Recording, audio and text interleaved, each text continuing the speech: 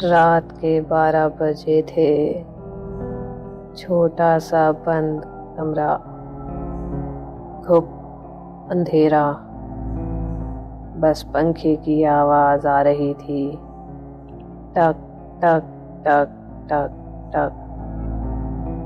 राहुल, नीना और उनकी बेटी 4 साल की रूही गहरी नींद में सो रहे थे। तभी एक झटके के साथ राहुल की नींद खुल गई। उसकी सांसें तेज चल रही थी, बहुत पसीना आ रहा था और सीना दर्द से फटा जा रहा था। उसको कुछ समझ नहीं आया। उसने अंधेरे में टटोल के देखा, हाथ में कुछ चिपचिपा सा लगा। घबराहट में उसने नीना को जगाया। नीना उठो, लाइट जलाओ, यहाँ कुछ है। नीना ने झुंझलाते हुए कहा। सो जाओ राहुल, परेशान मत करो, सुबह जल्दी जगना है। राहुल नहीं माना। नीना प्लीज, एक बार लैंप का स्विच ऑन करो, मुझे पता नहीं क्या हो रहा है। नीना ने लैंप का स्विच ऑन किया।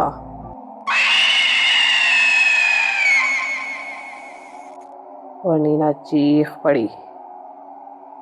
राहुल ने मुड़ के देखा, उसके हाथ में चाकू था।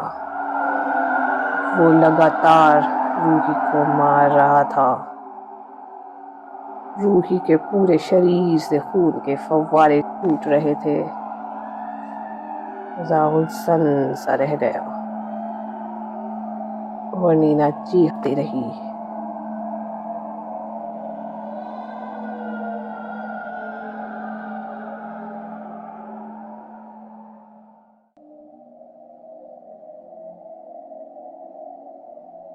हौस खास के थाने में आज कुछ ज्यादा हलचल थी। सब लोग एक ही केस के बारे में बात कर रहे थे। इंस्पेक्टर रमजान अभी 1 हफ्ते पहले ही एसएचओ बना था। वो कमाल का पुलिस ऑफिसर था। आज तक उसने हर केस सॉल्व किया था, पर आज वो बहुत टेंशन में था। वो राहुल और नीना को सालों से जानता था। राहुल से भला इंसान हो ही नहीं सकता था। फिर राहुल ने ऐसा क्यों किया होगा? वो राहुल से कई बार पूछताछ कर चुका था। उसको यकीन था कि राहुल सच बोल रहा है। राहुल को सही में लगता था कि उसने रूही को नहीं मारा है। फिर उस रात आखिर हुआ क्या था? पूरा सच जाने बिना उसे नींद नहीं आने वाली थी।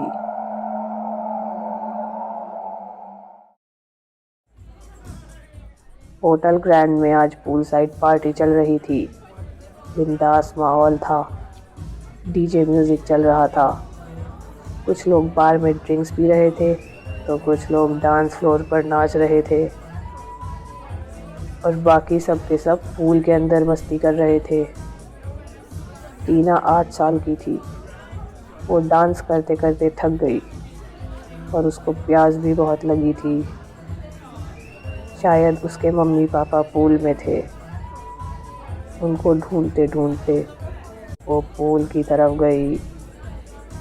भीड़ बहुत थी, वो दिखाई नहीं दिए। टीना रोने लगी और रोते रोते वापस मुड़ गई। तभी चीखों की आवाज से पूरा होटल गूंज उठा। टीना ने वापस पूल की तरफ देखा तो वो भी चीख पड़ी। पूरे पूल में बिजली का करंट दौड़ रहा था। स्विमिंग पूल में लोग पूरी तरह से छटपटा रहे थे। कुछ चमड़ी जलने की बू भी आ रही थी। पूल के बाहर भगदड़ मच गई। सब लोग दरवाजे की तरफ भागने लगे। कुछ ही देर में पूरा कंपाउंड खाली हो गया। बस पूल में लाशें तैर रही थीं और टीना चीख रही थी। रमज़ान 2 दिन से सोया नहीं था। दिन भर ड्यूटी करता था और रात भर लैपटॉप पर बैठा रहता था। नेट पर ढूंढता रहता था कि ऐसे और कौन से केस हुए हैं दुनिया में। अभी तक कोई सुराग नहीं मिला था। बस एक तसल्ली थी, उसका अंदाज़ा सही निकला। राहुल को सही में नहीं पता था कि उसने अपनी बेटी को कैसे और क्यों मारा है। होटल ग्रैंड के कांड में 8 साल की टीना ने 90 लोगों को मार दिया और उसको भी कोई आइडिया नहीं था कि उसने ही वो बिजली की तार पानी में डाला था। अगर लोगों की बात माने तो किसी जिन या शैतान का साया आया था शहर के ऊपर। पर रमज़ान ऐसी बेकार की बातों में विश्वास नहीं करता था। वो सिर्फ साइंस को मानता था। पर इतना तो वो भी जानता था कि ये खतरनाक सिलसिला अब रुकने वाला नहीं है। नेहा एक सिंगल मॉम थी। सारा दिन ऑफिस में काम करती थी, सुबह शाम अपने बेटे के साथ बिताती थी। सोने का तो टाइम ही नहीं मिलता था। कल गट्टू का एग्ज़ाम था। बड़ी मुश्किल से वो पढ़ने बैठा था। मम्मी भूख लगी है, क्या खाएगा गट्टू? बिस्कुट, केक या ब्रेड बटर? मुझे क्रीम वाले बिस्कुट चाहिए, वो बोला। अच्छा मेरा राजा बेटा, तू पढ़ाई कर, मैं बिस्कुट लाती हूँ। जैसे ही नेहा किचन की तरफ जाने लगी, गट्टू बोला, मम्मी वो कंपास देना ज़रा। नेहा ने कंपास उठाया, पता नहीं उसको क्या हुआ और अपनी आंख में मार दिया। गट्टू ये देखकर बेहोश हो गया। नेहा का हाथ अब दूसरी आंख की तरफ बढ़ा। नेहा ने उल्टे हाथ से उसे रोकने की पूरी कोशिश की, पर कंपास वाले हाथ में बड़ी ताकत थी। पिछले 1 हफ्ते में 225 लोग मर चुके थे और 615 घायल थे। लोगों के हाथ ही उनके दुश्मन हो गए थे। हर नया हादसा पिछले वाले से ज़्यादा भयानक लगता था। डॉक्टर मेहता शहर के जाने माने साइकेट्रिस्ट थे, बहुत ही बिजी रहते थे।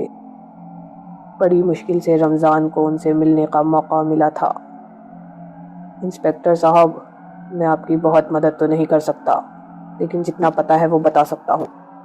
ये हिप्नोटिज्म तो नहीं है, ये बात कंफर्म्ड है। सुपरनेचुरल में ना आप मानते हो ना मैं। साइंस में सबसे करीबी एक ही एग्जाम्पल है, एलियन हैंड सिंड्रोम।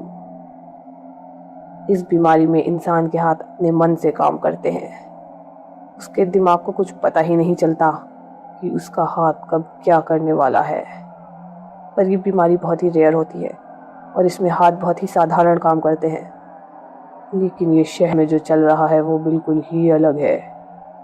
ये तो छूत की बीमारी की तरह फैल रहा है और इसमें इतनी खतरनाक और सोची समझी हरकतें हो रही हैं कि एक बहुत ही तेज दिमाग ये सब कर सकता है।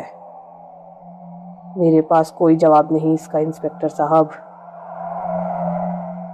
इंस्पेक्टर रमज़ान की हिम्मत जवाब दे रही थी। जिंदगी में पहली बार उसको डर लग रहा था। वो हर टाइम अपने हाथों को देखता रहता था। अपनी सर्विस रिवॉल्वर जमा करा दी थी। किसी बच्चे के पास नहीं जाता था। लोगों से मिलना जुलना कम कर दिया था। थाने में अपनी चेयर दूर कोने में कर ली थी और टेबल भी पूरी साफ कर दी थी। ड्राइविंग भी नहीं करता था, हर जगह पैदल ही आता जाता था। रमज़ान पैदल घर आ रहा था। सड़क के साइड में कुछ बच्चे खेल रहे थे। वो उनसे थोड़ा दूर हो गया। तभी उसकी नज़र एक लोहे की रॉड पर पड़ी जो साइड में रखी थी। उसके हाथ में कुछ खुजली सी महसूस हुई। वो पागलों की तरह वहां से भागा। रमज़ान के चेहरे पर एक हल्की सी मुस्कान थी। बहुत टाइम बाद वो सुकून की सांस ले रहा था।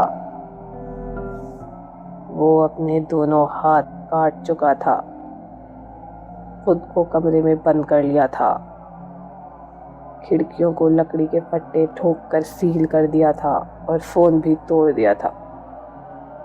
अब वो चाह कर भी बाहर नहीं जा सकता था, ना ही अब कोई उसे नुकसान पहुंचा सकता था और ना ही वो किसी और को। तभी उसको नीचे से आवाज़ आई। उसने अपने पाँव की तरफ देखा। उसके एक पाँव में कांच घुसा हुआ था, खून निकल रहा था, पर उसको कुछ भी फील नहीं हुआ। ज़मीन पर पाँव ने खून से कुछ लिखा था, शायद अब तुम्हारी बारी है।